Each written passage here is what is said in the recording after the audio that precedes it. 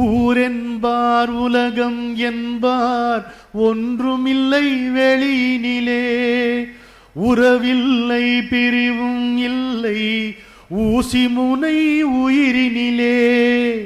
ஓய்ந்து படைத்தவன் மேல் பழியும் இல்லை, பசித்தவன் மேல் பாவம் இல்லை.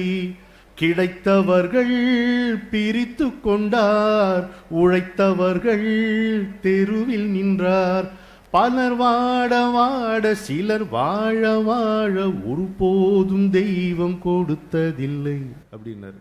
தம்பி, மயக்கமா கலக்கமா மனதிலே குழப்பமா வாழ்க்கையில் நடுக்கமா. இவ்வளவு அமைதி ஆயிட்டீங்க. தெய்வம் என்றால் அது தெய்வம், அது சிலை என்றால் வெறும் சிலைதான். உண்டென்றால் அது உண்டு, இல்லை என்றால் அது இல்லை, இல்லை என்றால் அது இல்லை. என்ன பாட்டு ராகவ்? உள்ளம் என்பது ஆமை, அதில் உண்மை என்பது உண்மை. சொல்லில் வருவது பாதி, நெஞ்சில் தூங்கி கிடப்பது நீதி அப்படிங்கிறாரு.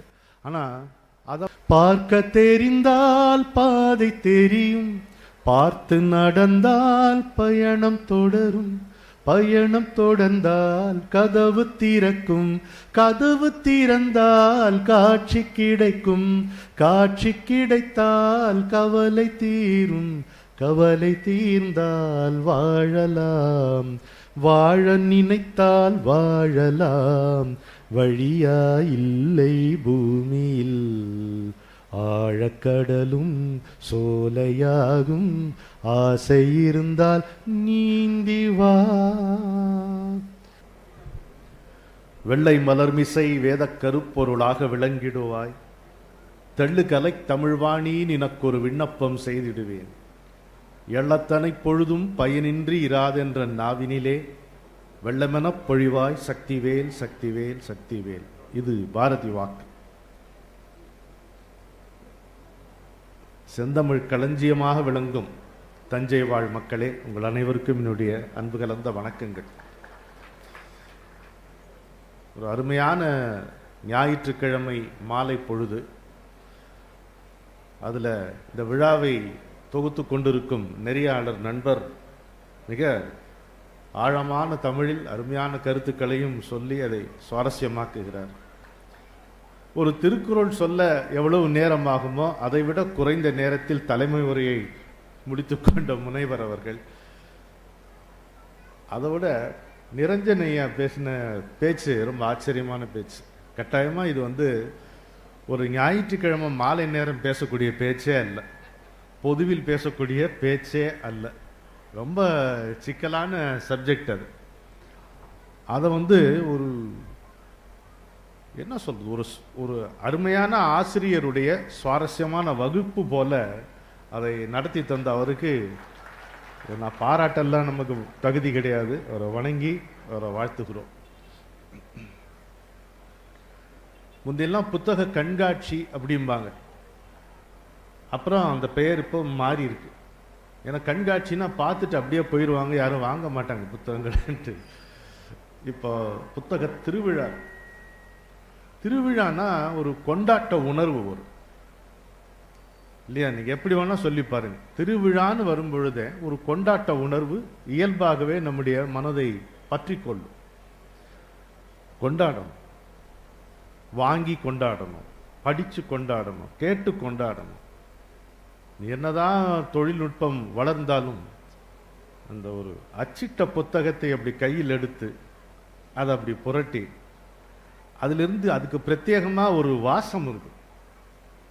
அதை அப்படி பார்த்துட்டு இருக்கும் பொழுது ஒரு ஆங்கில அறிஞர் சொன்னார், ஒரு புத்தகம் என்பது சட்டைப்பையில் இருக்கக்கூடிய நந்தவனம். ஏன்னா அழகான வார்த்தை பாருங்க, சட்டைப்பையில் இருக்கக்கூடிய நந்தவனம். எத்தனை பேருடைய கற்பனைகள், அனுபவங்கள், எதிர்பார்ப்புகள், ஏமாற்றங்கள் நம்பிக்கைகள், இவற்றையெல்லாம் சுமந்து கொண்டுதான் இந்த புத்தகங்கள் வருகின்றன. இத்தோடு நாம் உருவாடும் பொழுது எவ்வளவு பெரிய அனுபவம் நமக்கு கிடைக்கிறது பாருங்க. நம்முடைய வாழ்க்கை என்பது நம்முடைய வாழ்க்கை மட்டுமல்ல, நாம் என்பது நாம் மட்டுமே அல்ல. எத்தனையோ பேர்களை நாம் சந்திக்கிறோம் அல்லவா? நண்பர்களாகிறார்கள், வந்து போகிறார்கள், வந்து நம்மோடு தங்கி விடுகிறார்கள். இப்படி பலதரப்பட்ட மனிதர்களுடைய தொகுப்பு தான் நம்முடைய வாழ்க்கை. நாம் என்று நினைத்து கொண்டிருக்கின்ற இந்த நாமுக்குள் எத்தனையோ பேர் இருக்கிறார். நம்முடைய குணச்சித்திரத்தையே நீங்கள் எடுத்துக்கொண்டால் நமக்குள்ளே ஒரு அறிஞன் இருக்கிறான், ஒரு மூடன் இருக்கிறான், ஒரு கோமாளி இருக்கிறான், ஒரு முட்டாள் இருக்கிறான். எல்லாம் கலந்த கலவையாகத்தான் நாம் இருக்கிறோம். இந்த புத்தக திருவிழாவிலே அப்படி நம்ம சுற்றி வரும் பொழுது அப்பேற்பட்ட உணர்வு தான் நமக்கு கிடைக்கிறது. ராகவ மகேஷ் நலமா? அவரை பற்றி ஒரு சுவாரஸ்யமான பாராட்டு உண்டு. தஞ்சாவூரில் நிகழ்ச்சிகளை தொகுத்து வழங்குவார் பாருங்க, ரொம்ப சுவாரஸ்யமா. நிகழ்ச்சி இல்லாட்டா பரவாயில்ல, அவர் தொகுத்து வழங்க சொல்லுங்கம்பாங்க.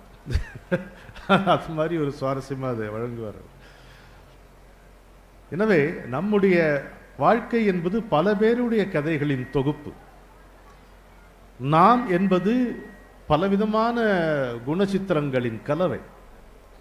இதை மனதில் வைத்துக்கொண்டு இந்த புத்தக திருவிழாவிலே நம்ம இந்த கடைகளில் நுழைந்து பார்க்கும் பொழுது பிரமிக்கத்தக்க உணர்வுகள் நமக்கு ஏற்படுகிறது. அனுபவ களஞ்சியமாகத்தான் இது இருக்கிறது.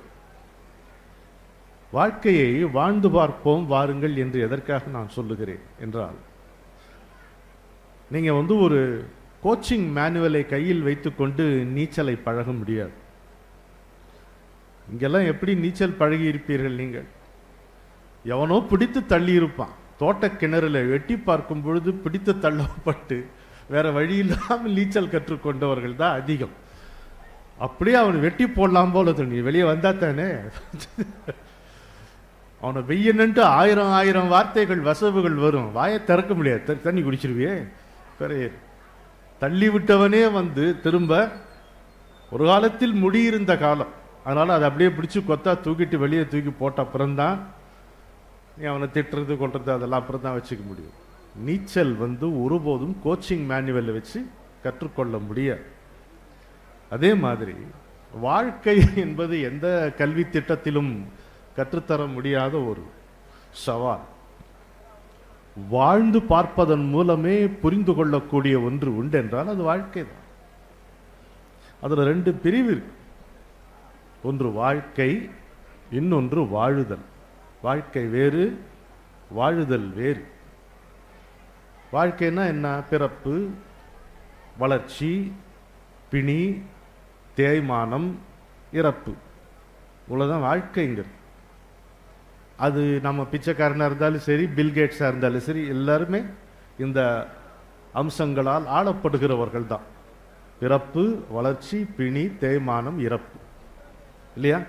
மாற்று கருத்து ஏதாவது உண்டா? அதில் யாரா இருந்தாலும் சரி, இவ்வளவுதான். இதுல நீங்க என்ன பெரிய லட்சியங்களை வைத்துக் கொள்ள முடியும்? என்ன கோட்டைகளை கட்டிவிட முடியும்? எந்த தூங்கையில வாங்கிவிட்ட மூச்சு கொஞ்சம் சுழி மாதிரி போனாலே போச்சுன்னு எந்த நேரத்தில் இழுப்பானோ போவான், போயிட வேண்டியதுதான். எப்படி இருக்கு? நம்ம கொஞ்சம் நினைச்சு பார்த்தா இது அதிர்ச்சிகரமா இருக்கு.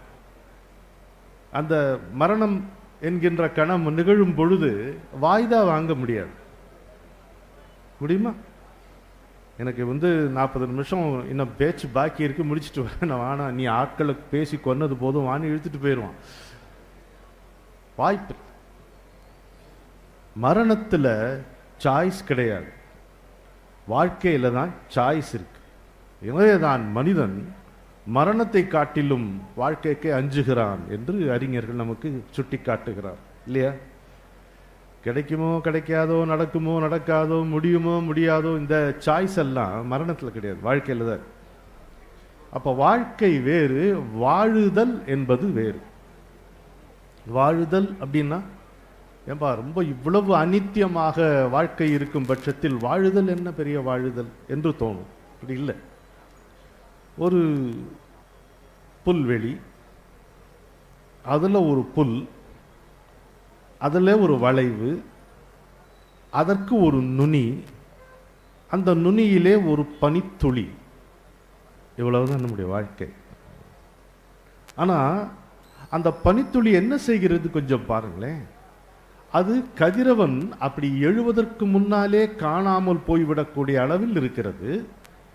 ஒரு காற்று வந்து அதை அசைத்து விட்டால் அந்த புல்லின் நுனியிலிருந்து அது இந்த பிரபஞ்சத்தினுடைய ஆகாசத்திலே கரைந்து காணாமல் போய்விடக்கூடிய மாதிரி தான் இருக்கிறது. ஆனால் அதற்குள் அது ஒரு வித்தை செய்கிறது. பார்த்திருக்கிறீர்களா? கதிரவனுடைய முதற்கிரணம் இருக்கு பாரு, அது படும் பொழுது அந்த மொத்த கதிரவனையும் அந்த சின்ன பனித்துளி வாங்கி அதை கற்றை விரிக்கிறது. இதுக்கு பேர் தான் வாழுதல். இதைத்தான் கவிஞர் வாலி ஒரு பாட்டில் சொல்வார். ரொம்ப நாள் கண்ணதாசன் பாட்டு நினைச்சிட்டு இருந்து அப்புறம் நடிகர் சிவகுமார் எனக்கு திருத்தினார். ஐயா தம்பி, இது வாலி பாட்டு.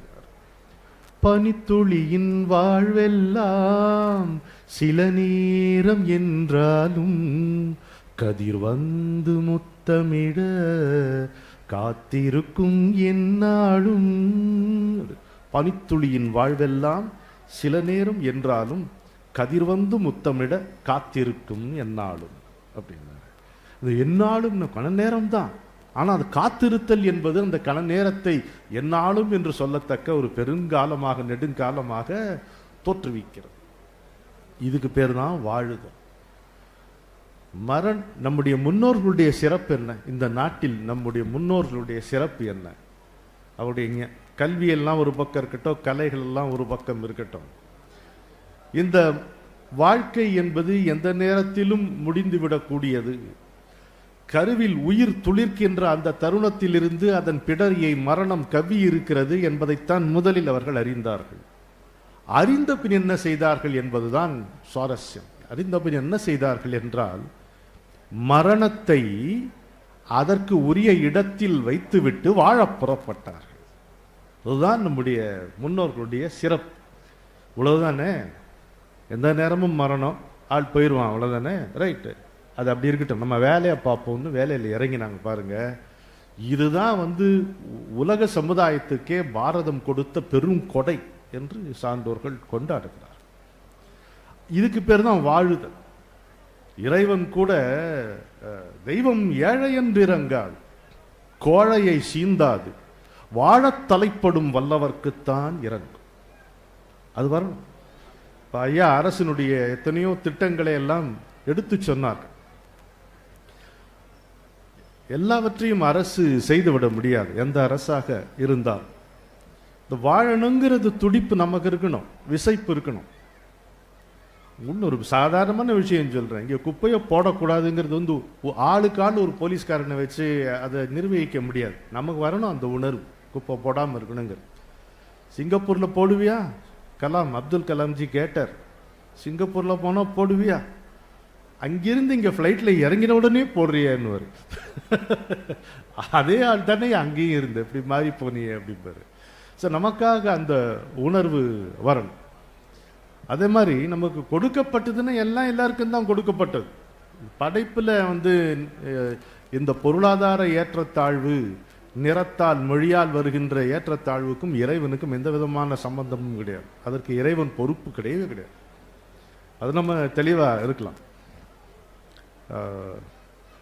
படைத்தவன் மேல் பழியும் இல்லை, பசித்தவன் மேல் பாவம் இல்லை, கிடைத்தவர்கள் பிரித்து கொண்டார், உழைத்தவர்கள் தெருவில் நின்றார், பலர் வாட வாட சிலர் வாழ வாழ ஒருபோதும் தெய்வம் கொடுத்ததில்லை அப்படின்னாரு. அவ்வளவு அழகா வாலி எடுத்து நம்ம சொல்றாரு. அது you can't make God responsible for your mistakes. வாழ்க்கை என்பது வழங்கப்பட்ட ஒரு வாய்ப்பு, ஒப்பற்ற வாய்ப்பு. இன்னும் சொல்ல போனால் நமக்கு முற்பிறவி பிற்பிறவியில் எல்லாம் எத்தனை நம்பிக்கை இருந்தாலும் அவையெல்லாம் நம்முடைய நேரடியாக அனுபவமாக இன்றைக்கும் இல்லை. நாம் நம்புகிறோம், நம்புவதே வழி, நம்புகிறோம். ஆனால் நமக்கு தெரிந்த வகையில் இந்த வாழ்க்கை தான் நமக்கு இருக்கக்கூடிய ஒரே வாய்ப்பு இல்லையா? தெரியாது நாளைக்கு என்ன எப்படி இருப்போமோ தெரியாது. இன்னைக்கு ரமணனா பிறந்திருக்கோம், இறந்த பிறகு எங்கேயாவது திரும்ப பிறந்தோம்னா எப்படி பிறப்போம் தெரியாது, யாரா பிறப்போம் தெரியாது, ஏன் மனிதனாகத்தான் பிறப்போன்ட்டு உத்தரவாதம் எதுவும் கிடையாது. அதனால இப்போ வாழும் பொழுது இதை நம்ம வாழ்வாங்கு வாழ வேண்டும், இதை நல்லபடி செம்மையாக வாழ வேண்டும். அது எப்படி வாழ்வது, இதுதான் கேள்வி.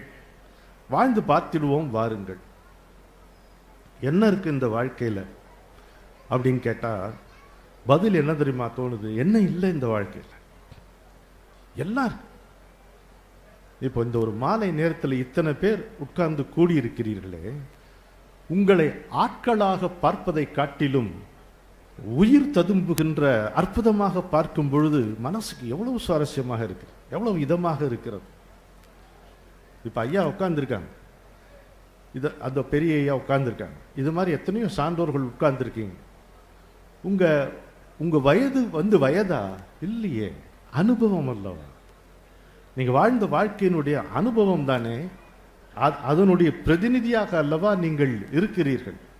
அது மட்டுமல்ல, இந்த வாழ்க்கைக்கு உண்டான இணைப்பை, ஒரு தொடர்ச்சியை கொண்டு செல்லுகின்ற வாழ்க்கையின் தூதுவர்களாக அல்லவா நீங்கள் இருக்கிறீர்கள். இப்படி நினைச்சு பார்க்கும் பொழுது, ஒரு மனிதரை பார்க்கும்போது எவ்வளவு சந்தோஷமா இருக்கு.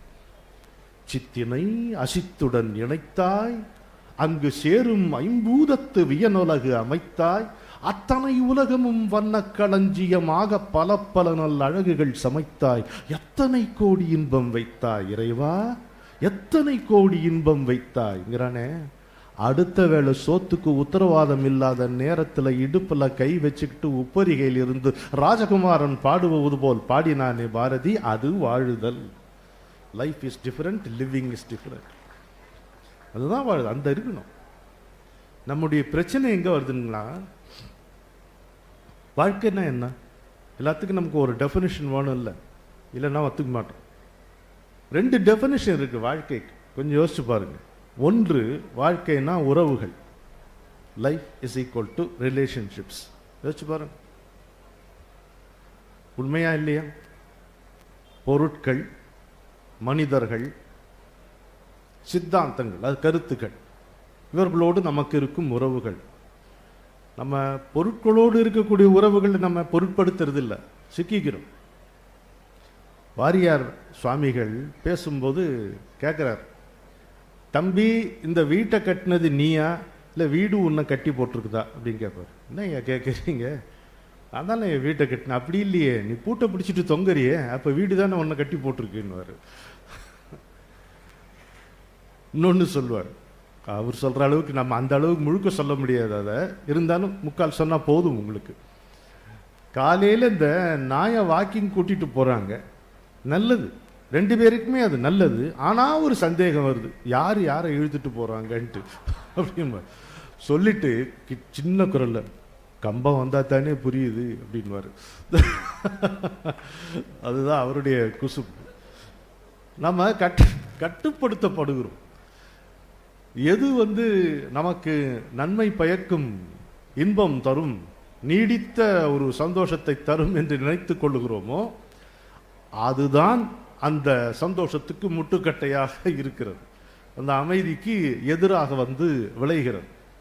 மரத்தை கட்டிக்கொண்டு மரமே கைவிட மாட்டேன் என்கிறதே என்று கதறுவதை போல அப்படி ஆகிவிடுகிறது நமக்கு, இல்லையா?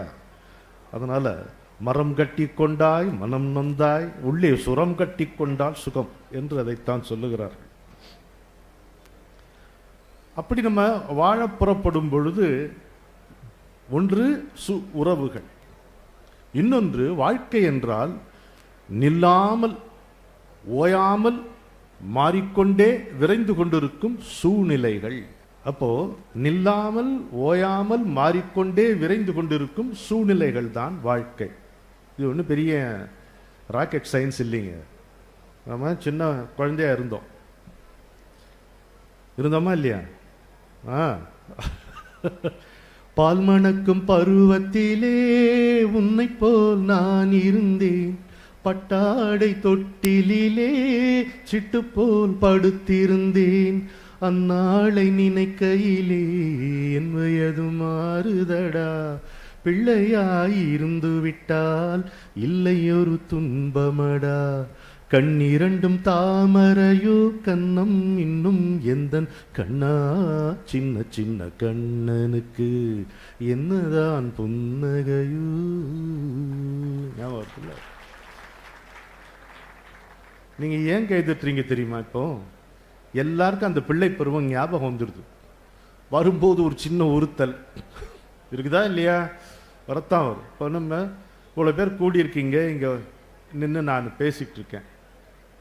இப்போ ஒரு குழந்தை இங்கே வருதுன்னு வைங்க, தையா தக்கான்னு அப்படி ஏறி வருது. அது ஆண் குழந்தையோ பொன் குழந்தையோ கருப்போ சிவப்போ ஆப்பிரிக்காவோ அமெரிக்காவோ ஏதோ ஒன்று விட்டுருங்க. இந்த குழந்தை வரும்போது நீங்கள் என் பேச்சை கேட்பீங்க? இப்போவே கேட்க மாட்டீங்க, அப்போ கேட்க போறீங்க.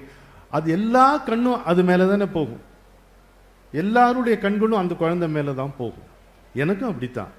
நான் ஏன் பேசிட்டு தெரியுவேன், அதை பார்த்துட்டு பரவசமாக இருக்கும் பார்க்கும்போது. ஏங்க அப்படி? ஏன் ஒரு குழந்தையை பார்க்கும் பொழுது நமக்கு குழந்தையினோட பாஷை வருது? கொஞ்சம் யோசிச்சு பார்த்துருக்கீங்களா? நல்லா தான் இருப்பான், டபுள் PhD 3 கோல்டு மெடல்லாம் வாங்கியிருப்பான். எங்கிட்டு வருது அந்த பாஷை? இந்த குழந்தையோட பாஷை எப்படி வருது நமக்கு அப்படின்னா, அதாங்க விஷயம். நாம் என்றோ தொலைத்து விட்ட தூய்மையை அந்த சின்ன குழந்தையின் கள்ளமற்ற வெள்ளை முகம் நமக்கு நினைவுறுத்துகிற. அதனால்தான் நம்முடைய கவனம் எல்லாம் அந்த குழந்தை மேலேயே போகுது.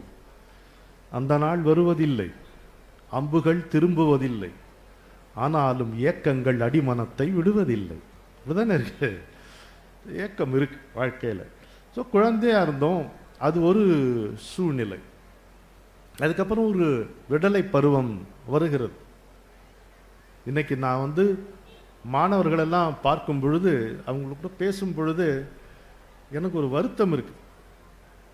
அதாவது இவங்களுக்கு இருக்கக்கூடிய வசதி வாய்ப்புகள் நம்ம மாணவர்களாக இருந்தபோது இல்லை. உண்மைதானே ஐயா? இல்லை. ஆனால் எனக்கு என்ன தோணுது, சரியா இல்லைன்னு நீங்களே சொல்லுங்க, நமக்கு இருந்த சந்தோஷம் இவங்களுக்கு இருக்குதான்றது சந்தேகமாக தான் இருக்கு இல்லையா? அதுக்கு ஒரு முக்கியமான காரணமே நான் அவங்களுக்கு சொல்லுவேன். ஏன் எப்படி சொல்கிறீங்க? யோ, உங்களை மாதிரி நாங்கள் மாங்காயெல்லாம் காசு கொடுத்து வாங்கினதே இல்லையா. மாங்காயை போய் காசு கொடுத்து வாங்கிறதுங்கிறது மகா பாவம், அதர்மம் அப்படின்னு நினைச்ச ஒரு தலைமுறையிலிருந்து நாங்கள் வரோம் இல்லையா? வாங்கலாம். ஒரு ஜோடி செருப்பு தான் இருக்கும், அது அருந்து போச்சுன்னா அவ்வளோதான். அப்பாவால் அது உடனே வாங்கி கொடுக்க முடியாது. அதுக்கு ஒரு திட்டக்குழு, அம்மா சிபாரிசு எல்லாம் அது ஒரு விடிவு காலம் வந்த அப்புறம் தான் வரும். அது வரைக்கும் வெயிலில் தான் நடக்கணும், சலிச்சுக்க முடியாது. தார் இழகி அந்த தார் காலில் ஒட்டும். அது ஒரு வீரத்தழும்பு மாதிரி இருக்கும். எல்லாத்துக்கும் குறப்பட்டு கொள்ளக்கூடியது என்ன முன்னேற்றம்? எது இருந்தாலும் போதலை, எதையுமே ரசிக்க முடியாம ஒரு சின்ன சின்ன விஷயங்களுக்கு சுணங்கி போவது என்ன முன்னேற்றம்? அப்படி இல்லையே. எதுவுமே இல்லாத போது எல்லாமே இருந்த மாதிரி ஒரு ராஜ தோரணையோடு நாம் இருந்தோமே, அதை நான் அவங்க கிட்ட சொல்லி பார்ப்பேன். இன்னொன்று, எங்களுக்கு நிறைய சந்தோஷம் இருந்தது. நீங்கள் சந்தோஷத்துக்கான காரணங்களை தேடுகிறீர்கள், அதனால்தான் உங்க முகம் இறுக்கமா இருக்குன்னு. உண்மையா இல்லையா? எங்களுக்கு சந்தோஷமா இருப்பதே எங்க இயல்பா இருந்து.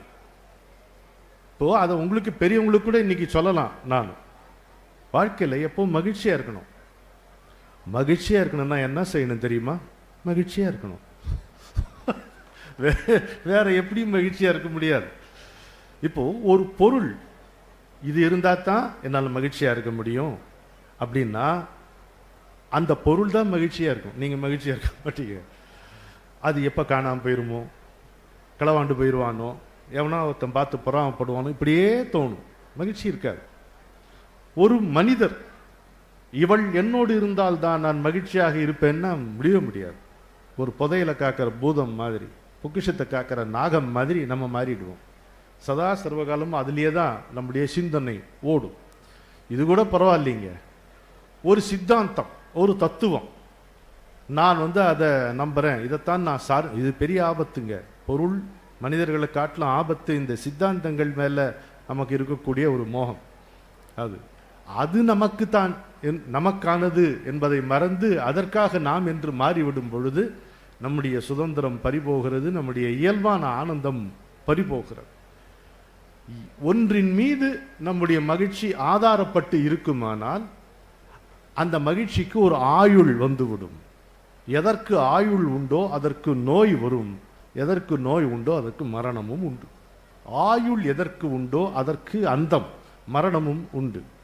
ஆனால் மகிழ்ச்சியாய் இருப்பதே என் இயல்பு என்று ஒருவன் இருப்பானால் அவன் மகிழ்ச்சியை எந்த சூழ்நிலையாலும் மாற்ற முடியாது.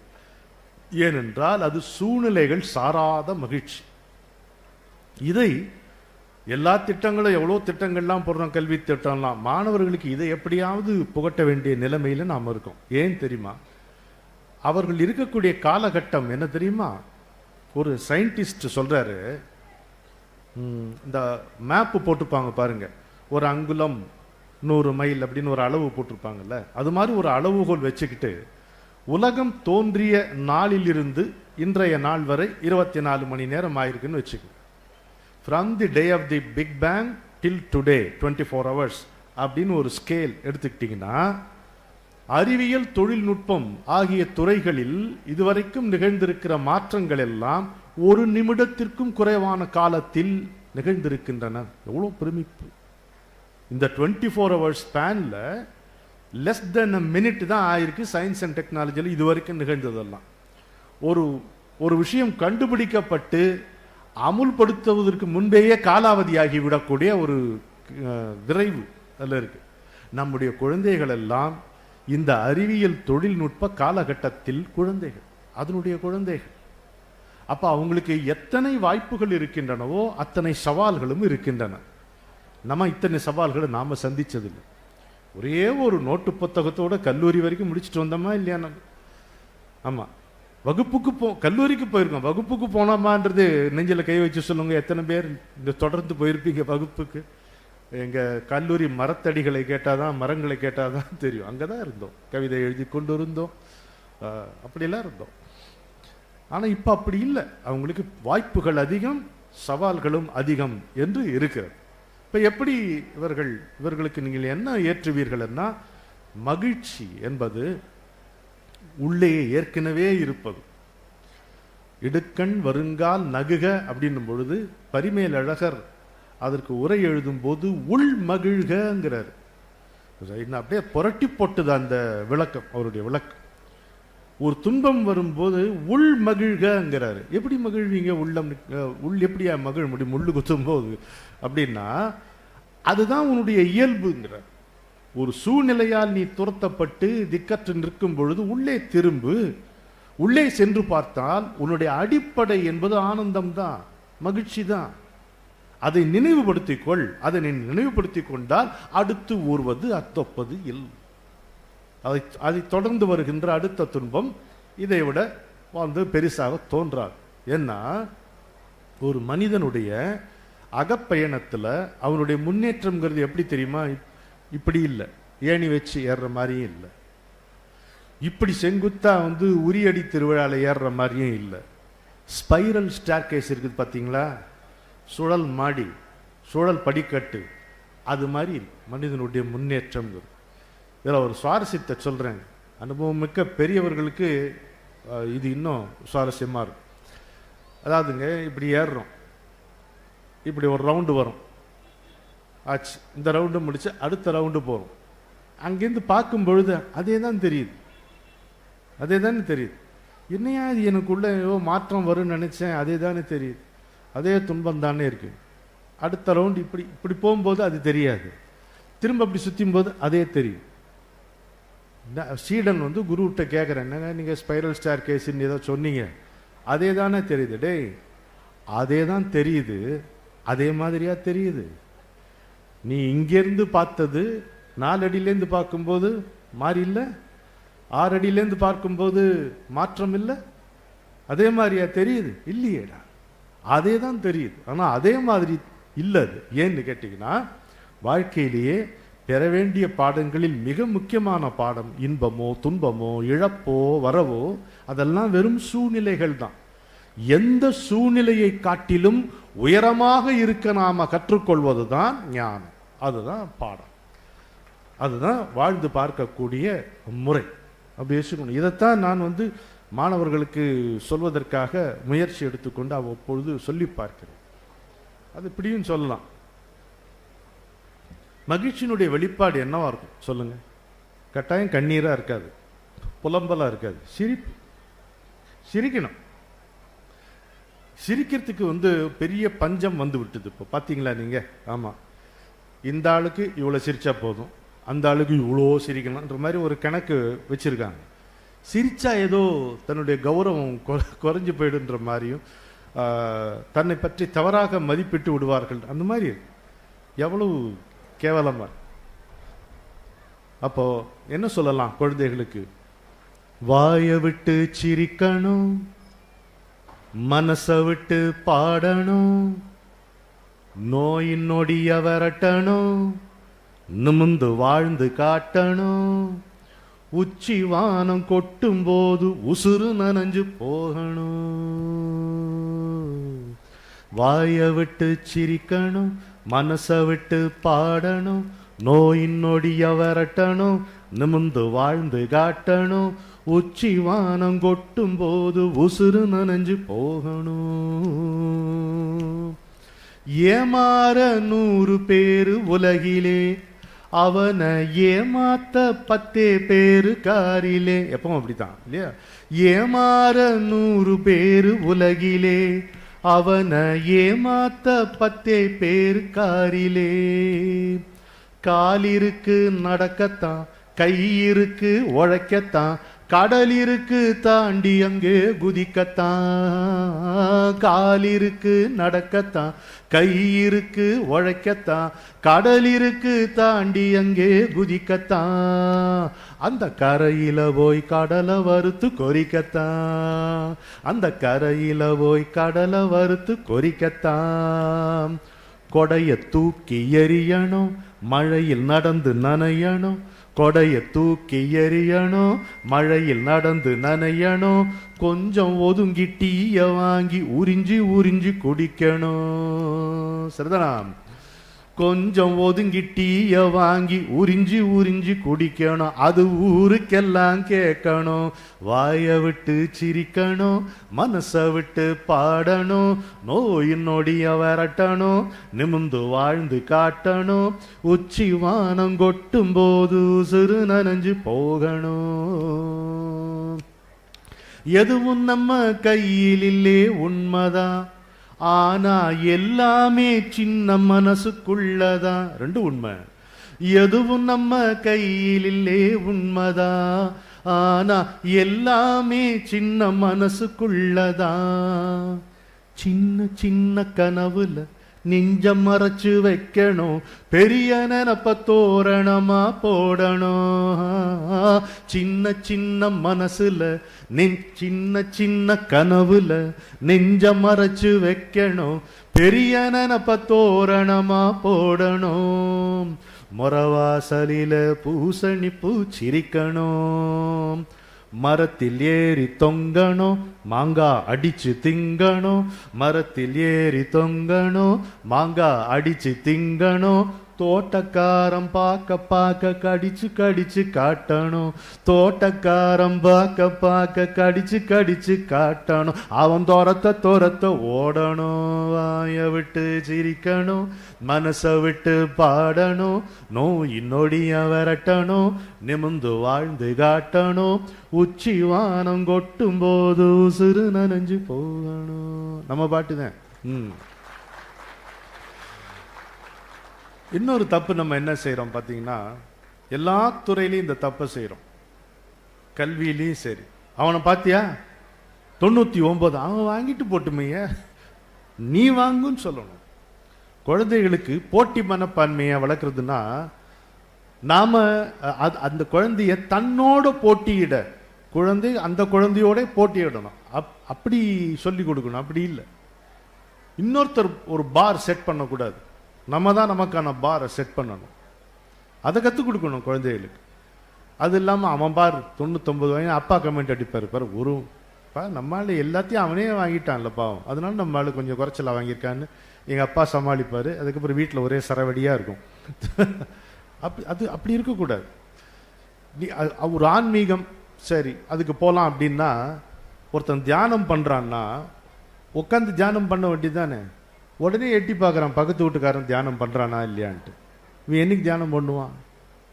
அதாவது தவறான ஒப்பீடுகள் இதுதான் நம்முடைய நிம்மதியை நிலைகுலைய வைக்கிறது. Wrong comparisons. இப்போ யாருமே என்னை ரெக்கக்னைஸ் பண்ணல அப்படின்னு ரொம்ப பேருக்கு ஒரு புலம்பல் இருக்கு பார்த்தீங்களா? யார் எப்படி ரெக்கக்னைஸ் பண்ண முடியும்? கொஞ்சம் மேலே பாரு. எல்லா துறைகளிலும் பழந்தின்று கொட்டை போட்ட எத்தனையோ கிங்கரன்கள் சங்கரன்கள் இருந்திருக்கிறார்கள். அவர்களுள் பலர் புகழடைந்தவர்கள் இல்லை, புகழை விரும்பியவர்களும் இல்லை. இப்படி பிரமிக்கத்தக்க மனிதர்களை நான் என்னுடைய 20 வயதுக்குள் சந்தித்திருக்கிறேன். அவர்கள் போட்ட பிச்சையில் தான் வாழ்ந்து கொண்டு இருக்கிறேன். அப்படி இருக்கிறார். இல்லைன்னா ஆபீஸ்ல நீங்க என்னுடைய திறமைக்கு தகுந்த ஊதியம் எனக்கு கிடைக்கவில்லை அப்படின்னு ரொம்ப பேருக்கு ஒரு புலம்பல்.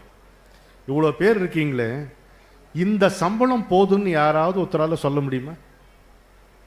இதுதான் திஸ் சேலரி இஸ் இனஃப்னு யாராவது ஒருத்தரால சொல்ல முடியுமா? பெரும்பாலும் சொல்ல முடியாது.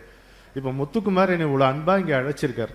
ஒரு 5 லட்ச ரூபா கொடுங்களேன். ஒரு பேச்சுக்கு தான் சொல்றேன், நீங்க பதறாதீங்க. நீங்க ஒரு 5 லட்ச ரூபா கொடுங்களேன், ஒரு 10 நிமிஷத்துல எனக்கு அது போதாதுன்னு தோணிடும். அது 1000 திட்டங்கள் அதுக்கு வந்துடும், போதாதுன்னு தோணிடும். ₹1 ஒரு அதிகமாக ₹1 நம்ம கையில் இருந்தா அதனால பல பிரச்சனைகள் வரும். அப்போ நம்ம யாரும் நம்மளை ரெக்கக்னைஸ் பண்ணல அப்படின்னும் போது கொஞ்சம் மேல பாருங்க. நமக்கு உரிய ஊதியம் கிடைக்கல அப்படின்னும் போது கொஞ்சம் கீழே பாருங்க. இப்போ ஒரு திட்டக்குழுவிலிருந்து நிறைய ஸ்டாட்டிஸ்டிக்ஸ் சொன்னார் பாருங்க. இந்த 3 வேளை சாப்பாடு பத்தி யுனெஸ்கோ ஒரு முக்கியமான தகவல் சொல்லுகிறது. இந்த உலகத்திலேயே 130 மில்லியன் மக்கள் ஒருவேளை சோறு தான் உண்கிறார். இந்த உலகத்தில் ஒருவேளை சோறு உண்பவர்கள் 130 மில்லியன் மக்கள் தான் இருக்கிறார். ரொம்ப அதிர்ச்சிகரமான தகவல் இருக்கு. ஸோ நம்ம புலம்புவதற்கு எந்த விதமான உரிமையும் கிடையாது. குறைப்பட்டுக் கொள்வது ஒரு கேவலம். அது மாதிரி இதைத்தான் கண்ணதாசன் அழகா எடுத்து சொல்றார் நமக்கு. எப்படி சொல்றாரு? வாழ்க்கை என்றால் 1000 இருக்கும், வாசல் தோறும் வேதனை இருக்கும். வாழ்க்கை என்றால் 1000 இருக்கும், வாசல் தோறும் மாளிகையாக்கி இரவும் பகலும் காவியம் பாடு. நாளை பொழுதை இறைவனுக்கு அளித்து நடக்கும் வாழ்வில் அமைதியை தேடு. நடக்கும் வாழ்வில் அமைதியை தேடு. உனக்கும் கீழே உள்ளவர் கோடி, நினைத்து பார்த்து நிம்மதி நாடு. மயக்கமா கலக்கமா மனதிலே குழப்பமா, வாழ்க்கையில் நடுக்கமா. இவ்வளவு அமைதி ஆயிட்டீங்க. இங்கேயோ சுடுதோ, இங்கேயோ சுடுதோ, சுடணும். அதாவது உலகத்திலேயே மிகப்பெரிய செல்வம், எவனாலும் கொள்ளையடிக்க முடியாத செல்வம், எத்தனை பேருடன் பகிர்ந்தாலும் வளர்ந்து கொண்டே இருக்கின்ற செல்வம் ஒன்று உண்டு. அதன் பெயர் நிறைவு, திருப்தி. அது எவனுக்கு வாச்சிருக்கோ அவனுக்கு எல்லாம் எப்பவும் நிம்மதி தான். அமைதி நம்முடைய அடிப்படை இயல்பு, ஆனந்தம் அதனுடைய வெளிப்பாடு. இதற்கு முரணான எதுவும் நாமும் அல்ல, நமதும் அல்ல என்பதை புரிந்து கொள்ள வேண்டும், இல்லையா? Peace is happiness, happiness is not peace. அது புரிஞ்சுக்கணும். அமைதி நம்முடைய அடிப்படை, ஆனந்தம் அதனுடைய வெளிப்பாடு. இதற்கு முரணான எதுவும் நாமல்ல, நமதும் அல்ல. இங்கே எத்தனையோ கணவன்மார்கள் மனைவிமார்கள் இந்த கூட்டத்திலே இருக்கிறீர்கள். இப்போது கணவன்மார்களுக்காக நான் ஒரு வார்த்தை சொல்லலாம் என்று இருக்கிறேன். எங்களுக்கு தெரியாத, உங்களுக்கு தெரியும் தான், ஒருவேளை மறந்து போயிருக்கக்கூடும் என்றதுனால சொல்றேன். மனைவியை கொண்டாட கற்றுக்கொள்ளுங்கள், மனைவியை கொண்டாட கற்றுக்கொள்ளுங்கள். வாழ்க்கையிலே நமக்கு இருக்கக்கூடிய சிறப்புகளை, அந்த சிறப்புகள் இருக்கும் போதே அதை அங்கீகரித்து அதை மதித்து அதை நேசித்து அதை கொண்டாட கற்றுக்கொள்வதுதான் வாழ்வாங்கு வாழும் முறை. மூச்சு நின்று போன பிறகு அதனுடைய முக்கியத்துவத்தை உணர்ந்து நீங்க என்ன கட்டுரை எழுத முடியுமா? முடியாது. ஜெயகாந்தன் கேட்பார், சாவிலே பிறந்த ஞானம் வாழவா பயன்படும். இருக்கும் போதே அதனுடைய அருமையை உணரணும். அம்மா இறந்த பிறகு, அம்மா நீ எனக்கு அன்னைக்கு சாப்பாடு போட்டியா, நீ போட்டியா திருப்பி முதியோர் இல்லத்துல கொண்டு விட்டியே, நியாயமா வச்சு காப்பாற்றணும் இல்லை? இப்போ எங்கள் அம்மா இருக்காங்க, 95 வயசு. எங்கள் அம்மா கூட தான் நாங்கள் இருக்கோம். எங்க கூட இல்லை, எங்கள் அம்மா கூட தான் நாங்கள் இருக்கோம். இதுதான் நமக்கு எங்கள் அப்பா கற்றுத்தந்த பாடம், எங்கள் தாத்தா கற்றுத்தந்த பாடம். பள்ளிக்கூடத்தின் படியை கூட மிதிக்காத பாட்டிமார்களும் அத்தைமார்களும் கற்றுத்தந்த பாடம். அதனுடைய தொடர்ச்சியாகத்தானே மனைவி வருகிறாள். நீங்க மனைவியிடம் தாயை பார்க்க முடியாதா? தோழியை பார்க்க முடியாதா? மனைவியை விட சிறந்த தோழி இருக்க முடியுமா? முடியாதுல்ல. இன்னிலேந்து மனைவிமார்களே, இந்த கணவன்மார்கள் உங்களை ஒழுங்காக கொண்டாடுகிறார்களா என்பதை என்னிடம் வந்து சொல்லுங்கள். உன்னை கரம் பிடித்தேன், வாழ்க்கை ஒளிமயமானதடி. 44 வருஷம் ஆச்சு எனக்கு கல்யாணம் ஆகி. நானும் என் மனைவியும் நேற்றுத்தான் திருமணம் செய்து கொண்டது போல இருக்கு. You should always be fresh and Crazy. அதுதான் சக்சஸ்ஃபுல் மேரேஜ். அதை தெரிஞ்சுக்கணும். இனிமேல நமக்கு என்ன இனிமேல ஒவ்வொரு கணமும் உணர்ந்து உணர்ந்து வாழ வேண்டிய வாழ்க்கை. துள்ளி குதிச்சு தாவி எகிரி குதிச்சு போனா தான் வாழ்க்கையா? இல்லை. எதற்காக பறக்க வேண்டும்? நடந்தால் போதாதா? உன்னை கரம் பிடித்தேன், வாழ்க்கை ஒளிமயமானதடி. பொன்னை மணந்ததனால் சபையில் புகழும் வளர்ந்ததடி. உன் கண்ணில் நீர் வழிந்தால் என் நெஞ்சில் உதிரம் கொட்டுதடி. என் கண்ணில் பாவை என்றோ கண்ணம்மா, என் உயிர் நின்னதன்றோ. உன் கண்ணில் நீர் வழிந்தால் என் நெஞ்சில் உதிரம் கொட்டுதடி. காலச்சுமை தாங்கி போலே மார்பில் என்னை தாங்கி, வீழும் கண்ணீர் துடைப்பாய், அதில் என் விம்மல் தனியுமடி. ஆலம் விழுதுகள் போல் உறவு 1000 வந்து மென்ன, வேறென நீ இருந்தாய். இப்போ வல்லின ரகரம் ஜடையன ரகரம் வேற இருக்கு, அதனால இப்படி காட்ட வேண்டியதா இருக்கு. வேறென நீ இருந்தாய், அதில் நான் வீழ்ந்து விடாதிருந்தேன். உன் கண்ணில் நீர் வழிந்தால் என் நெஞ்சில் உதிரம் கொட்டுதடி. முள்ளில் படுக்கையிட்டு இமையை மூடவிடாதிருக்கும் பிள்ளை குலமடியோ என்னை பேதமை செய்ததடி.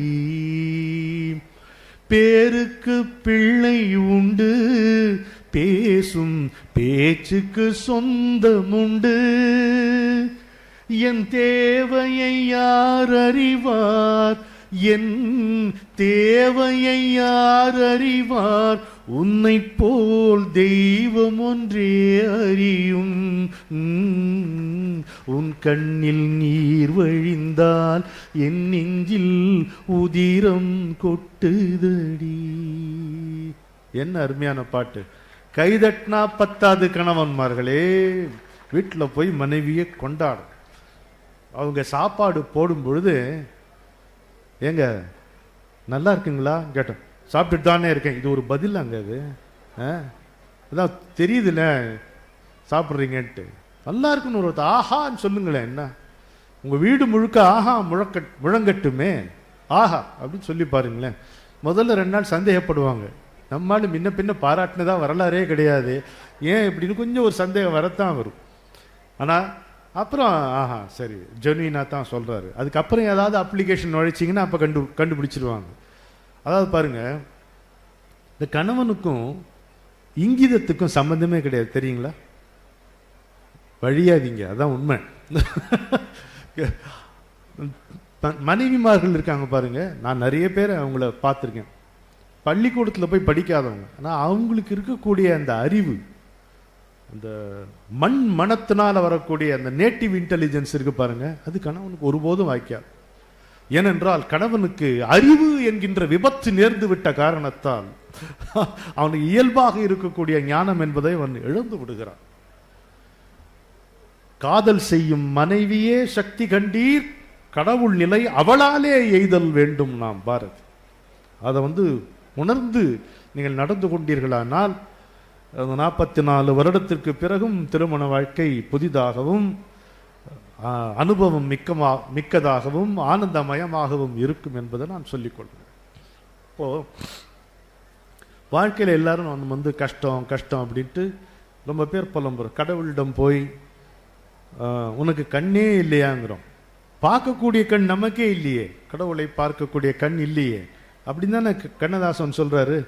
கண்ணிலே அன்பிருந்தால் கல்லிலே தெய்வம் வருங்கிறாரு. நமக்கு அந்த கண்ணில் அன்பு இருந்தால் அந்த கல்லில் தெய்வம் தெரியும். அது தெரியாத வரைக்கும் அது கல்லு தான்.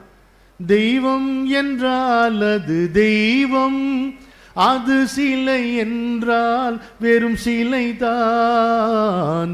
உண்டென்றால் அது உண்டு, இல்லை என்றால் அது இல்லை, இல்லை என்றால் அது இல்லை. என்ன பாட்டு ராகவ்?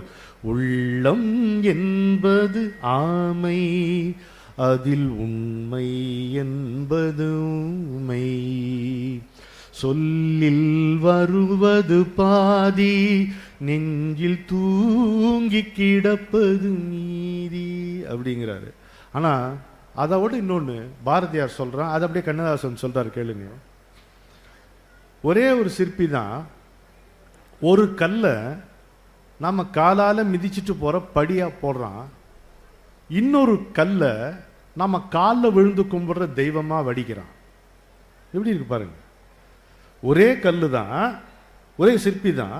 ஒன்றை நம்ம காலால மிதிச்சுட்டு போற படியா போடுறான், இன்னொன்று நம்ம காலில் விழுந்து கும்பிடுற ஒரு தெய்வமா வைக்கிறான். பராசக்தி யாரை நீ எப்படி வைப்பியோ தெரியலையே, உன்னை நான் சரணம் அடைகிறேன், என்னை நீ ஒரு புலவனாக்கு அப்படிங்கிறான். ஆங்கொரு கல்லை வாயிலில் படியென்று அமைத்தனன் சிற்பி. அழகு பாருங்க. ஆங்கொரு கல்லை வாயிலில் படியென்று அமைத்தனன் சிற்பி, மற்றொன்றை ஓங்கிய பெருமை கடவுளின் வடிவென்று உயர்த்தினான். உலகினோர் தாய் நீ யாங்கனே எவரை எங்கனம் சமைத்தற்கெண்ணமோ அங்கனம் சமைப்பாய். இங்கு உனை சரண் என்று எய்தினேன், என்னை இருங்கலை புலவனாக்குதியே அப்படிங்கிறார். பசித்த வயிற்றில் உணவு தெய்வம், பாழும் பாலைவனத்தில் தண்ணீர் தெய்வம், கொட்டும் மழையில் கூரை தெய்வம், கோடை வெயிலில் நிழலே தெய்வம். சிரிப்பு பாதி அழுகை பாதி, சேர்ந்ததல்லவோ மனித ஜாதி. இங்க எங்க வந்ததார் பாரதி? அடுத்த ஸ்டான்ஸா சொல்லுங்க. உடைத்த கல்லில் ஒன்று தெய்வம், ஒன்று கோவில், ஒன்று வாசல். எப்படி பாரதியார் 2 சொன்னார், கண்ணதாசன் 3 சொல்றார் பாருங்க. உடைத்த கல்லில் ஒன்று தெய்வம், ஒன்று கோவில், ஒன்று வாசல், இறைவன் படைப்பில் பேதம் இல்லை, இடத்தை பொறுத்தே எதுவும் மாறும். சிரிப்பு பாதி அழுகை பாதி, சேர்ந்ததல்லவோ மனித ஜாதி. இப்படி அருமையார். எனவே வாழ்வாங்கு வாழணும்னா நம்ம முதல்ல வாழ தலைப்பட வேண்டும். வாழ்ந்தே தீருவோம் என்ற பாடத்தை நாம் வல்லமையாளர்களிடமிருந்து மட்டும்தான் கற்றுக்கொள்ள வேண்டும் என்பது இல்லை.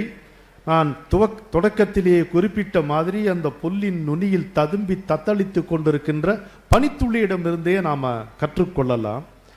நாம் ஒரு முறை கடுமையாக பேசி மலர் போல் சுருங்கி அந்த குழந்தை அப்படி ஓடி போகிறது உள்ள. அப்புறம் மனைவி திட்டுறாங்க, எதுக்கு உன் ஆஃபீஸ் டென்ஷன்லாம் அந்த குழந்தைகிட்ட போய் காட்டுறன்னும் போது கணவன் தவறை உணர்ந்து கண்ணா அப்படின்னு கூப்பிடுறான். அது ஓடி வருது. நம்மால முடியுமா?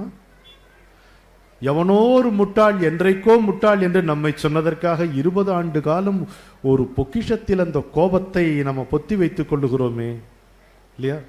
அதற்கு மாற்று இந்த குழந்தையினுடைய கள்ளன் கபடம் இல்லாத முகத்திலிருந்து, அந்த மனத்திலிருந்து தான் வருகிறது. அதை நம்ம கற்றுக்கொள்ளலாமே. எல்லாமே எங்கேயோ அமெரிக்காவில் சாதிச்சவன்கிட்ட இருந்து எதுக்கு பாடம் எடுத்துக்கணும்? அதாவது எந்த விதமான ஒரு பள்ளி படிப்போ கல்லூரி படிப்போ இல்லாத பாட்டிமார்கள், தயவு செய்து பாட்டிமார்களை மீட்டு கொண்டு வாருங்கள். அந்த கதை சொல்லிகள் காணாமல் போன காரணத்தால் தான் நம்முடைய குழந்தைகளுக்கு நம்முடைய கலாச்சாரத்தை ஊட்ட முடியாமல் நாம் தத்தளிக்கிறோம் இல்லையா? இந்த சானிடைசர், எந்த சானிடைசர் யூஸ் பண்ணாங்க எங்கள் பாட்டி? இவ்வளோ பெரிய கல்ச்சட்டி, அதில் வத்த குழம்பை போட்டு அப்படி பிசைஞ்சு பிசைஞ்சு கதை சொல்லுவாங்க இல்லைங்களா? ஒரே ஒரு ஊரில் எந்த கதை சொன்ன, சயின்ஸ் ஃபிக்ஷன் சொன்னாலும் ஆரம்பம் தான் சொல்லணும், இல்லைன்னா கேட்க மாட்டோம். ஒரே ஒரு ஊரில் அப்படின்னு தான் ஆரம்பிக்கணும். அப்படியே போட்டுகிட்டே இருப்பாங்க. எவ்வளோ சாப்பிட்டாலும் அது போதாதே. எதை திங்கணும்னு ஆசைப்படுறோமோ அதை திங்கணும், என்னத்தை திங்கிறோமோ அதை செரிக்கணும். அப்படி ஒரு காலத்தில் இருந்தோம். நம்ம அப்படி வாழ்ந்த காலம் ஒன்று இல்லையா? அது இல்லாமல் போய்விட்டது. அதனால திரும்ப அந்த கதை சொல்லிகளை வீட்டுக்கு கூட்டி வாருங்கள். அத்தைமார்களை பேச விடுங்கள். அதிலிருந்து பல முத்துக்கள் தெரிக்கும், பல ஞான தெரிப்புகளை அந்த பள்ளிக்கூடத்தால் பாழ்படுத்தப்படாத ஞான தீபங்கள் நமக்கு உணர்த்தும். அப்படி நாம் வாழ்ந்து கொண்டே இருந்தால் நம்முடைய வாழ்க்கை இனிமையாக இருக்கும். எனவே வாழ்ந்து பார்ப்பதன் மூலமே புரிந்து கொள்ளப்படுவது வாழ்க்கை. இந்த வாழ்க்கை என்பது நமக்கு வழங்கப்பட்டிருக்கின்ற ஒப்பற்ற வாய்ப்பு, நமக்கு தெரிந்த ஒரே வாய்ப்பு. இந்த வாய்ப்பு என்பது மற்றவர்களுக்கு உதவுவதற்காக. நீங்கள் இறைவன் என்று நம்பினால் இறைவன், இயற்கை தான் என்று பிடிவாதம் பிடித்தால் இயற்கை உங்களுக்கு வழங்கி இருக்கின்ற வாய்ப்பு.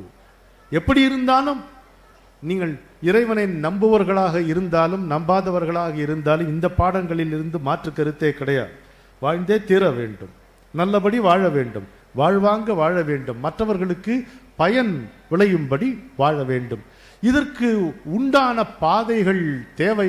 பாதைகள், பக்கத்துணைகள் நமக்கு எப்பொழுதும் இருந்து கொண்டே இருக்கின்றன என்பதை மட்டும் சொல்லி, பார்க்க தெரிந்தால் பாதை தெரியும், பார்த்து நடந்தால் பயணம் தொடரும், பயணம் தொடர்ந்தால் கதவு திறக்கும், கதவு திறந்தால் காட்சி கிடைக்கும், காட்சி கிடைத்தால் கவலை தீரும், கவலை தீர்ந்தால் வாழலாம், வாழ நினைத்தால் வாழலாம், வழியா இல்லை பூமியில், ஆழக்கடலும் சோலையாகும், ஆசை இருந்தால் நீந்தி வா. 14 வருடங்களுக்கு முன்னால் 2010 இந்த தஞ்சாவூரில் நான் முதல் முறையாக வந்தேன். அதற்கு காரணமான முத்துக்குமார் இங்கே உட்கார்ந்திருக்கிறார். 1000 ஆண்டு ராஜராஜேஸ்வரத்தின் 1000 ஆண்டு விழாவில் பத்மா சுப்பிரமணியம் அவர்கள் 1000 நடன கலைஞர்கள், 1200 கிட்டத்தட்ட நடன கலைஞர்களை வைத்து நிகழ்த்திய நிகழ்ச்சியை தொகுத்து வழங்குகின்ற ஒரு பேரு எனக்கு கிடைத்தது. அதில் முக்கியமான ஒருங்கிணைப்பாளராக இருந்த அதே முத்துக்குமார் அவர்கள் மீண்டும் என்னை இந்த புத்தக திருவிழாவில் அழைத்து வாழ்க்கையை பற்றி பேச வைத்தமைக்கு அவருக்கு இன்னும் ஒரு 10 நிமிஷமா பாவமாச்சே அவங்க, பரவாயில்லையே, ஒரு மனிதாபிமானம் வேண்டாமா?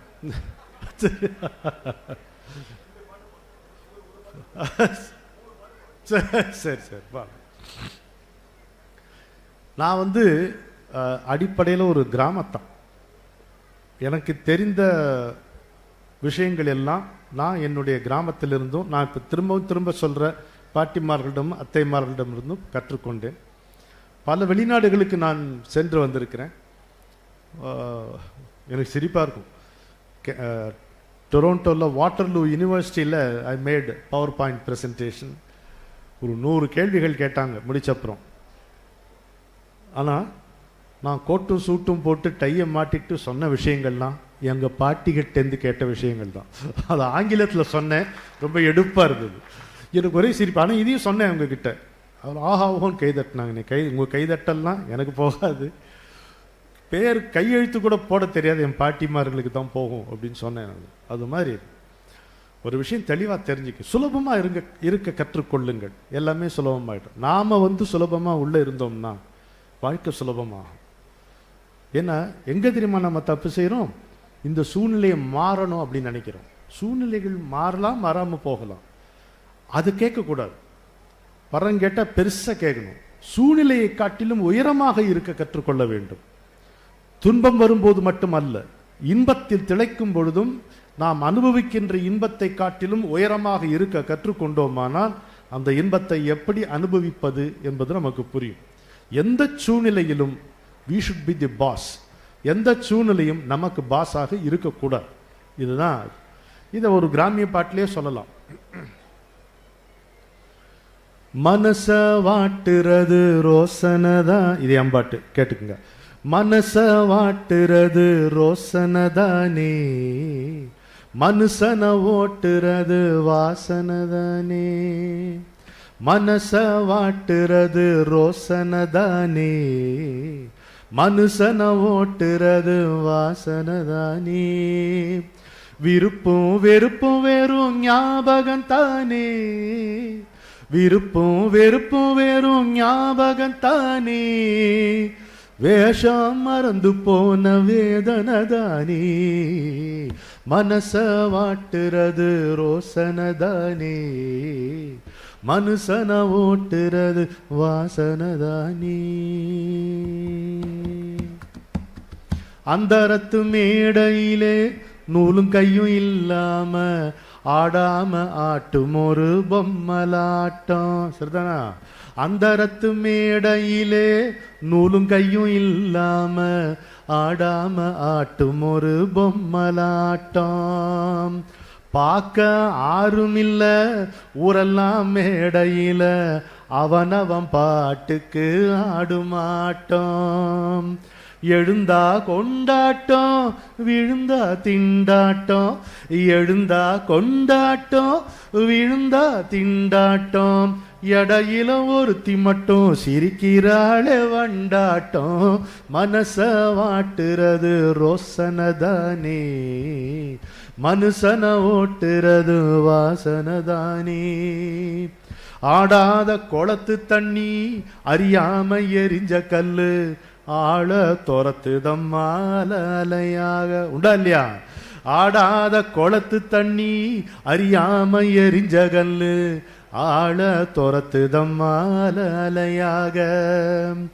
ஆகாச கணக்கு தம்பி காசால மாறாது, ஆசை பின்னுதம்மா வலவலையாக.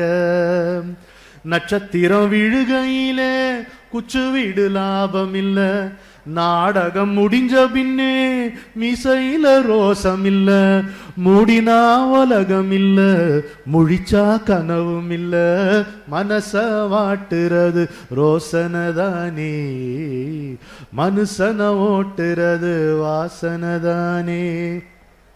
ஆட்டு மந்த மாநாடு நாட்டாம போட்டி பாரு, கோவணத்தை கட்டிக்கிட்டு சிரிக்கிறாரு கோனாரு. ஆட்டு மந்த மாநாடு நாட்டாம போட்டி பாரு, கோவணத்தை கட்டிக்கிட்டு சிரிக்கிறாரு கோனாரு. கண்டதே காட்சின்னு சண்டை ரொம்ப வளர்ந்துருச்சு, எருமைக்கு அப்பம் எம்புறாரு யமனாரு. கண்டதே காட்சின்னு சண்டை ரொம்ப வளர்ந்துருச்சு, எருமைக்கு அப்பம் எம்புறாரு யமனாரு. மனுஷனை கெடுக்கிறது நினப்பு ஒண்ணுதான், நினப்ப நிறுத்தி புட்டா நெசமும் ஒண்ணுதான். சொல்லாம விளங்குதில்ல, சொல்லி அவனும் கேட்டதில்ல, மனச வாட்டுறது ரோசனதானே, மனுஷன ஓட்டுறது வாசனதானே. விருப்பும் வெறுப்பும் வெறும் ஞாபகம் தானே, வேஷம் மறந்து போன வேதனதானே.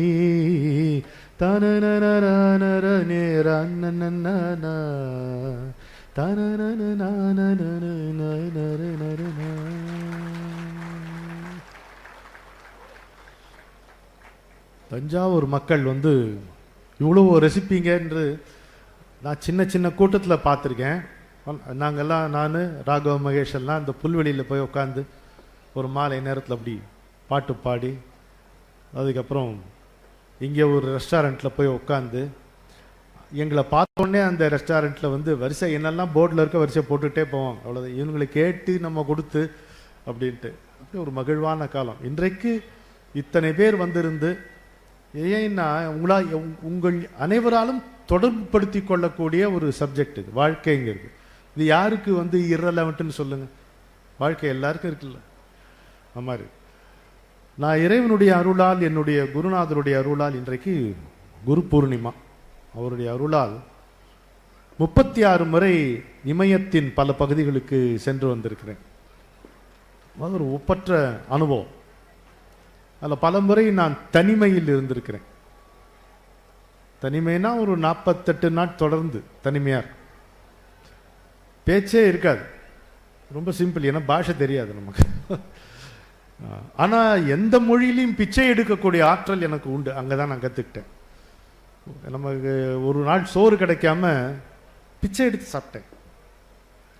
இது இவ்வளவு கம்பீரமாக இருக்குன்ட்டு எனக்கு தெரியாது. அப்போ இவ்வளவு நாளை வீணாக்கிட்டோமே, இவ்வளவு ஆண்டுகளை வீணாக்கிட்டோமேன்னு தோணுச்சு எனக்கு. கால் நின்றது வாசலோடு, கை இரண்டும் திருவோடு, இப்படிதான் பாடிக்கிட்டு எடுத்தேன். கால் நின்றது வாசலோடு, கை இரண்டும் திருவோடு, விழலாம் இதில் பிடிச்சோறு, விழுங்கும் முன் செல்வேன் தெருவோடு. விழலாம் இதில் பிடிச்சோறு, விழுங்கும் முன் செல்வேன் தெருவோடு. கால் நின்றது வாசலோடு, கை இரண்டும் திருவோடு. ஊரென்பார் உலகம் என்பார் ஒன்றுமில்லை வெளியினிலே, உறவில்லை பிரிவும் இல்லை ஊசி முனை உயிரினிலே. ஓய்ந்து நின்ற வேளையிலே, உள்விழுந்து பார்க்கையிலே, திரையிலாத வெட்ட வெளி, நான் தீந்தமிழால் தொட்ட ஒளி, தீந்தமிழால் தொட்ட ஒளி. கால் நின்றது வாசலோடு, கை இரண்டும் திருவோடு. விழலாம் அதில் பிடிச்சோறு, விழுங்கும் முன் செல்வேன் தெருவோடு. கொஞ்சமா எடுத்தேன் பிச்சை. என் கூட ஒரு சன்னியாசி இருந்தார், அவருக்கும் சேர்த்து பிச்சை எடுத்து கொண்டு போய் கொடுத்து நாங்கள் 2 பேரும் சாப்பிட்டோம்.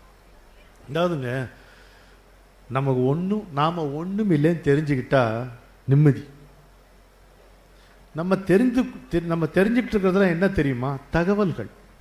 தகவல் வேறு, அறிவு வேறு. அறிவு வேறு, அதில் ஞானம் என்கின்ற தெளிவு வேறு. இன்ஃபர்மேஷன், நாலேஜ், விஸ்டம், இதை 3 போட்டு குழப்பிக்கிறோம். இப்போ நைஜீரியாவினுடைய தலைநகர், இதெல்லாம் நம்ம தெரிஞ்சுக்கிட்டோம்னா ஏதோ ஒரு இன்டர்வியூக்கு போகலாம், மற்றவர் அது ஞானமாகாது. இந்த தகவலை வச்சுக்கிட்டு நம்ம என்ன செய்வோம், அது என்ன செஞ்சு அதில் என்ன தெளிவடைஞ்சோம். இப்போ எப்படி சொல்லலாம், இது நெருப்பு என்பது தகவல், இது கை வச்சா சுடும் அப்படிங்கிறது அறிவு, அதில் கையை விடாமல் இருக்கிறது ஞானம். இந்த 3ம் நமக்கு தேவை. அப்போ நம்முடைய வாழ்க்கையினுடைய எந்த கட்டத்திலும் 2 விஷயங்களை நம்ம நினைவு கொள்ள வேண்டும். ஒன்று, நமக்கு எதுவும் தெரியாது அப்படின்னா அது ஒரு பணிவு வரும். எங்கே தலை பணிகிறதோ அங்குதான் இதய கமலம் மலர்கிறது. அது ஒரு பெரிய நிறைவை கொடுக்கும். அது நம்ம எப்பவுமே தெரிஞ்சுக்கிட்டோம். இன்னொன்று, நம்முடைய வாழ்க்கையினுடைய எந்த கணத்திலும் நாம் கடவுள் முன்பு நின்று கொண்டு கைகளை கூப்பி கண்கள் மல்க நன்றி கூறுவதற்கு 4000 காரணங்கள் உண்டு. அது நம்ம நினைவு கீழே பார்த்தாதான் தெரியும். ஒருவேளை சோறு கூட இல்லாதவர்கள் எத்தனையோ பேர் இருக்கிறார் இல்லையா? மனிதர்களாக மதிக்கப்படாதவர்கள் எத்தனையோ பேர் இருக்கிறார். மனிதர்களாக கூட, ஒரு உயிர்களாக கூட மதிக்கப்படாதவர்கள் எத்தனையோ பேர் இந்த அறிவியல் தொழில்நுட்ப உலகத்தில், இவ்வளோ வளர்ந்த உலகத்திலும் இருக்கிறார். அதையெல்லாம் பார்த்தீர்களானா நீங்கள் கையை கூப்பி கண் மல்கி கடவுள் முன்பு நின்று அவனுக்கு நன்றி சொல்ல, ஒரு வருடத்துக்கு 365 நாட்கள் இருக்குமானால் நன்றி சொல்ல 400 காரணங்களாவது இருக்கும். இதை நம்ம உணர்ந்துட்டோம்னா நிம்மதியாக வாழணும். நிம்மதி ஒருபோதும் வெளியிலிருந்து வருவதில்லை. மகிழ்ச்சி ஒருபோதும் வெளியிலிருந்து வருவதில்லை. ஞானம் என்பது ஒருபோதும் வெளியிலிருந்து வருவதில்லை. சுதந்திரம் என்பது ஒருவன் கொடுத்து இன்னொருவன் பெறக்கூடிய விஷயமே இல்லை. அப்படி இருக்குமானால் அது பெறுவதற்கு லாயக்கற்ற ஒன்றாகத்தான் இருக்கும். பெண் விடுதலைங்கிறாங்க. யார் பெண்ணுக்கு விடுதலை கொடுக்க முடியும்? பெண்ணல்லவா நமக்கு விடுதலை வழங்கக்கூடிய அளவுக்கு சக்தியாக இருக்கிறார். தன்னுடைய சுதந்திரத்தை உள்ளே உணர்ந்து அதை தனக்குத்தானே பிரகடனப்படுத்திக் கொள்வதுதான் சுதந்திரம். அது இயல்பிலே இருக்கிறது. ஒருபோதும் அதை வெளியிலிருந்து பெற முடியாது. இப்படி வாழ்ந்தீர்களானால் இந்த வாழ்க்கை இந்த கணத்திலிருந்து ஒரு புதிய தொடக்கமாக நாம் வாழலாம். ஷெல்லி சொல்லுவான், வாடை வந்து விட்டால் வசந்தம் வெகு தூரத்தில் இல்லை என்பான். அது மாதிரி இந்த கணம் மிக நிஜம். இன்றிலிருந்து நமக்கு ஒரு நற்காலம் வாய்க்கிறது அப்படின்னு அந்த உணர்வோடு போடும். பாரதியார் எப்படி சொல்றாரு பாருங்க, சென்றதினி மீளாது மூடரே, அது இன்பமானாலும் சரி துன்பமானாலும் சரி, புகழானாலும் சரி இகழ்ச்சியான மீளுமா? மீளாது. இப்ப நான் இறங்கி போனேன்னா அதோட இந்த நிகழ்ச்சி முடிந்து போச்சு.